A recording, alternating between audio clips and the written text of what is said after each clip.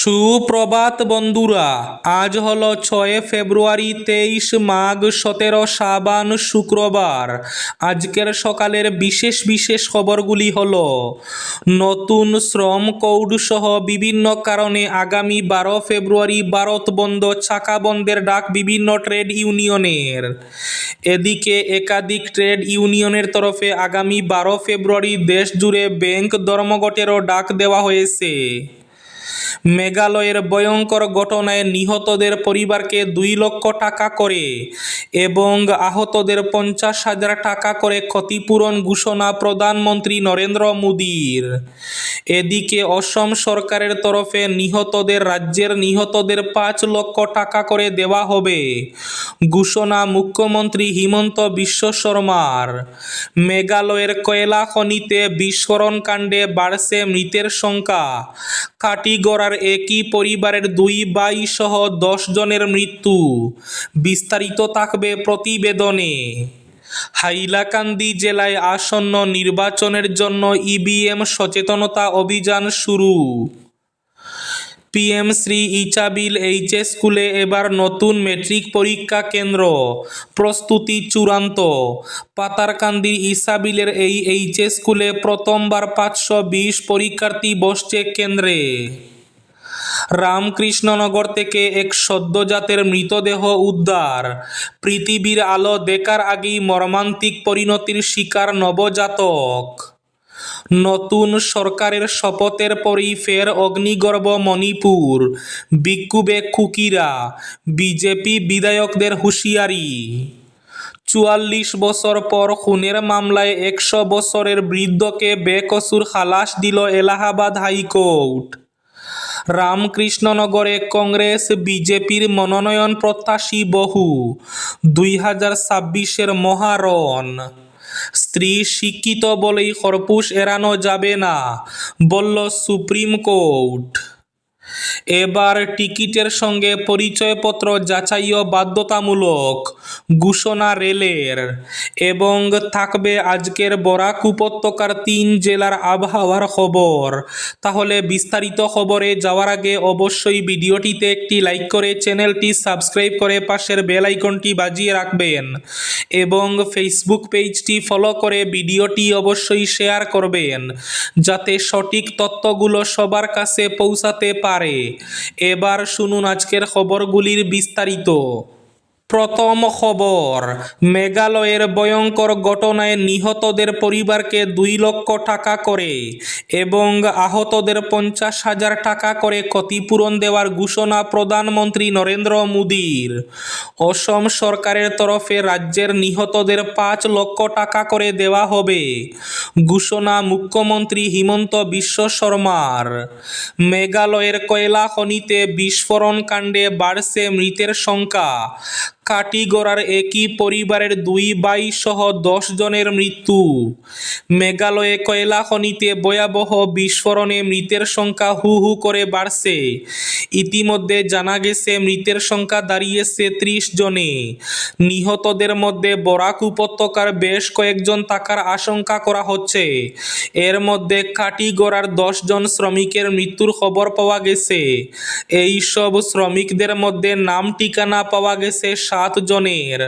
তারা হলেন কৃষ্ণ বৈষ্ণব, পুরঞ্জয় বৈষ্ণব, মৃত্যুঞ্জয় বৈষ্ণব, নিকুঞ্জ বৈষ্ণব, ফারুক আহমেদ, দিলদার হোসেন এবং আনোয়ার হোসেন। এর মধ্যে দিলদার ও আনোয়ার একই পরিবারের। তারা একই পরিবারের 2 ভাই। তাছাড়া কাটিগড়ার আরও 3 জন শ্রমিক আহত হয়েছেন। জানা গেছে কাটিগড়ার আরও প্রায় 12 জন শ্রমিকের সন্ধান পাওয়া যাচ্ছে না। আহত কয়েকজনকে শিলচর মেডিকেল কলেজ ও হাসপাতালে নিয়ে আসা হয়। হাসপাতাল সূত্রের খবর মৃতের সংখ্যা আরও বাড়তে পারে। এদিকে কাছাড় জেলা প্রশাসনের তরফে ঘটনাস্থলের উদ্দেশ্যে বৃহস্পতিবার সন্ধ্যায় রওনা হয়েছেন কাটিগড়ার সার্কুল অফিসার যত্রাকান্ত কর্মকার। শ্রম আইন এবং কর্মী সম্পর্কিত উদ্বেগ নিয়ে আগামী 12 ফেব্রুয়ারি ভারত বন্ধ চাকা বন্ধের ডাক দিয়েছে একাধিক ট্রেড ইউনিয়ন।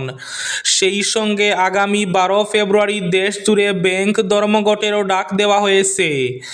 একাধিক ট্রেড ইউনিয়নের তরফে আগামী 12 ফেব্রুয়ারি দেশ জুড়ে ব্যাংক ধর্মঘটেরও ডাক দেওয়া হয়েছে। নতুন শ্রম কোডের বিরুদ্ধে প্রতিবাদ, বেসরকারীকরণ বন্ধ করা এবং সপ্তাহে 2 দিন ছুটির মতো একাধিক দাবিতে এই ধর্মঘট ডাকা হয়েছে। ফের প্রকাশ্যে এসেছে ধর্মঘটের খবর। একাধিক ব্যাংকিং কর্মী সংগঠনও ব্যাংক ধর্মঘটের ঘোষণা করেছে। আইএনটিইউসি, এওটিইউসি, এইচএমএস, সিআইটিইউ সহ আরও বেশ কয়েকটি ট্রেড ইউনিয়নের তরফে সর্বসম্মতিক্রমে এই সিদ্ধান্ত নেওয়া হয়েছে। এই ধর্মঘটের উদ্দেশ্য হল নতুন শ্রম কোডে থাকা শ্রমিক বিরোধী এবং জনবিরোধী ধারা এবং কেন্দ্র সরকারের বিভিন্ন নীতি, প্রস্তাব এবং সিদ্ধান্তের বিরুদ্ধে প্রতিবাদ জানানো। পৃথিবীর আলো দেখার আগেই মর্মান্তিক পরিণতির শিকার নবজাতক। রামকৃষ্ণনগরে এক নবজাতকের দেহ উদ্ধারে তীব্র চাঞ্চল্য, তদন্তে পুলিশ। রামকৃষ্ণনগরে এক নবজাতকের মৃতদেহ উদ্ধারের ঘটনায় চাঞ্চল্য দেখা দিয়েছে। রামকৃষ্ণনগর সমজেলার নেতাজিনগর এলাকার একটি পাহাড়ি অঞ্চল থেকে উদ্ধার হয়েছে একদিনের এই নবজাতকের দেহ। বৃহস্পতিবার সকালে স্থানীয় বাসিন্দাদের নজরে আসে পাহাড়ের ধারে পড়ে থাকা শিশুটির মৃতদেহ। খবরটি ছড়িয়ে পড়তেই এলাকায় আতঙ্ক এবং ক্ষোভের পরিবেশ সৃষ্টি হয়েছে। বিষয়টি সঙ্গে সঙ্গে পুলিশকে জানানো হয়। খবর পেয়ে দ্রুত ঘটনাস্থলে পৌঁছায় রামকৃষ্ণনগর এবং কালীবাড়ি থানার পুলিশ। পুলিশ শিশুটির মৃতদেহ উদ্ধার করে প্রাথমিক পরীক্ষার জন্য পার্শ্ববর্তী হাসপাতালে পাঠায়। পরবর্তীতে ময়নাতদন্তের জন্য দেহটি শ্রীভূমি সিভিল হাসপাতালে প্রেরণ করা হয়েছে। প্রত্যক্ষদর্শী এবং স্থানীয়দের অনুমান, সম্ভবত বুধবার গভীর রাতে কেউ বা কারা সদ্যজাত শিশুটিকে পাহাড়ের ধারে ফেলে রেখে চলে যায়। তবে এই ঘটনার সঙ্গে কারা জড়িত এবং কী উদ্দেশ্যে এমন নৃশংস ঘটনা ঘটানো হয়েছে সে বিষয়ে এখনও নিশ্চিত কোনো তথ্য মেলেনি। 44 বছর পর খুনের মামলায় 100 বছরের বৃদ্ধকে বেকসুর খালাস দিল এলাহাবাদ হাইকোর্ট। ভারতের বিচার ব্যবস্থার দীর্ঘসূত্রিতা এবং মানবিক দৃষ্টিভঙ্গি নিয়ে নতুন করে প্রশ্ন তুলল এলাহাবাদ হাইকোর্টের এক ঐতিহাসিক রায়। 1982 সালের একটি হত্যা মামলায় অভিযুক্ত শতায়ু বৃদ্ধ দানিরামকে 4 দশক পর বেকসুর মুক্তি দিল আদালত। বৃহস্পতিবার এলাহাবাদ হাইকোর্ট জানিয়েছে, দীর্ঘদিন ধরে মামলা ঝুলে থাকা অভিযুক্তের বয়স এবং এত বছর ধরে সামাজিক ও মানসিক যে মূল্য তাকে দিতে হয়েছে তা উপেক্ষা করা যায় না। বিচারপতি চন্দ্রধরী সিংহ বিচারপতি সঞ্জীব কুমারের ডিভিশন বেঞ্চ জানায়, 1984 সালে যাবজ্জীবন সাজা ঘোষণার পর থেকেই আপিল বিচারাধীন ছিল। এত দীর্ঘ সময় পেরিয়ে যাওয়ায় এবং অভিযুক্ত দানিরামের বর্তমান বয়স প্রায় 100 হওয়ায় ন্যায় বিচার কি দাবি করে তা বিচার করতে গিয়ে এই বিষয়গুলো গুরুত্ব পেতেই পারে। নতুন সরকারের শপথের পরেই ফের অগ্নিগর্ভ মণিপুর, বিক্ষোভে কুকিরা, বিজেপি বিধায়কদের হুঁশিয়ারি দেওয়া হয়েছিল আগেই। নতুন সরকারের শপথের পরে আবার অশান্ত হয়ে উঠল মণিপুর। মেইতেই জনগোষ্ঠী প্রভাবিত বিজেপি নেতৃত্বাধীন সরকারে যোগদান এবং সমর্থনের অপরাধে কুকি জনগোষ্ঠীর 5 বিধায়ককে সামাজিক বয়কটের কথা ঘোষণা করল তাদেরই সামাজিক সংগঠনগুলির যৌথ মঞ্চ। বৃহস্পতিবার দিনভর পাহাড়ি এলাকার বিভিন্ন কুকি প্রভাবিত এলাকায় বন্ধ, বিক্ষোভ, পথ অবরোধ, অগ্নিসংযোগের ঘটনা ঘটেছে। একাধিক সরকারি ভবনে হামলা হয়েছে। প্রায় 1 বছর পরে বুধবার মণিপুরে রাষ্ট্রপতি শাসনের অবসান ঘটে। ক্ষমতাসীন বিজেপির নবনির্বাচিত পরিষদীয় নেতা ইউম নাম হেমচাঁদ সিং উত্তর পূর্বাঞ্চলের রাজ্যটির 13তম মুখ্যমন্ত্রী হিসাবে শপথ নেন। মেইতেই জনগোষ্ঠীর নেতা হেমচাঁদের সঙ্গী রাজ্যপাল অজয় কুমার ভল্লার কাছে উপমুখ্যমন্ত্রী হিসাবে শপথ নেন কুকি এবং নাগা জনগোষ্ঠীর 2 বিধায়ক নেমচা কিপগেন এবং বিধায়ক লসি দিকো।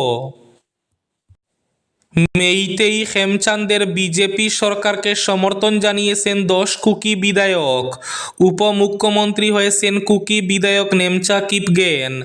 এদের সামাজিক বয়কটের ডাক দিয়ে বৃহস্পতিবার চূড়াচাঁদপুরে বিক্ষোভ দেখিয়েছে কুকি জনগোষ্ঠী সংগঠন। এই বিক্ষোভ থেকেই ছড়ায় হিংসা। টিকিটের সঙ্গে পরিচয়পত্র যাচাই বাধ্যতামূলক ঘোষণা রেলের। দেশের সব সীমান্তবর্তী এলাকায় এবার থেকে দূরপাল্লার ট্রেনে সংরক্ষিত আসনের যাত্রীদের পরিচয়পত্র বাধ্যতামূলকভাবে যাচাই করা হবে। বিশেষ নজর দেওয়া হবে ভারত, নেপাল, বাংলাদেশের মধ্যে আন্তর্জাতিক সীমান্ত লাগোয়া এলাকা, দার্জিলিং বা উত্তরবঙ্গের যে কোনো পাহাড়ি এলাকায় যাওয়ার জন্য নিউ জলপাইগুড়ি কিংবা শিলিগুড়ি স্টেশনের ট্রেন ধরতে হয়। এই স্টেশনগুলি বাংলাদেশ এবং নেপাল উভয় সীমান্তের কাছাকাছি। ফলে এই অঞ্চলেও রেলের নিয়ম কঠোরভাবে কার্যকর হবে বলে মনে করা হচ্ছে। দূরপাল্লার ট্রেনে সংরক্ষিত টিকিট কাটলে পরিচয়পত্রের আসল কপি সঙ্গে রাখতে হবে। এটা রেলের পুরনো নিয়ম, কিন্তু যাত্রীদের একাংশ বলছেন প্রায় কোনো জায়গাতেই পরিচয়পত্র যাচাই হয় না, কেবল টিকিট যাচাই করে ছেড়ে দেওয়া হয়। বুধবার কেন্দ্রীয় রেল বোর্ডের তরফে একটি বিজ্ঞপ্তি জারি করে পুরনো নিয়ম স্মরণ করিয়ে দেওয়া হয়েছে। বলা হয়েছে নিয়ম কঠোরভাবে মানতে হবে। 2026-এর মহারণ। রামকৃষ্ণনগরে কংগ্রেস বিজেপির মনোনয়ন প্রত্যাশী বহু। 26-এর রাজ্য বিধানসভা নির্বাচনে রামকৃষ্ণনগর কেন্দ্রে কংগ্রেস বিজেপির মনোনয়ন প্রত্যাশীর তালিকা ক্রমশ দীর্ঘ হচ্ছে। ফলে চূড়ান্ত প্রার্থী তালিকা প্রস্তুত করতে রীতিমতো হিমশিম খেতে হচ্ছে উভয় দলের শীর্ষ নেতৃত্বকে। উভয় দলই পরস্পরের সিদ্ধান্তের দিকে তাকিয়ে, যাতে দলীয় মনোনয়ন যোগ্যতা, পারদর্শিতা এবং সর্বজন গ্রহণযোগ্য বাছাই করে বিরোধী শিবিরকে শক্ত মোকাবিলার মাধ্যমে চাপে রাখা সম্ভব হয়।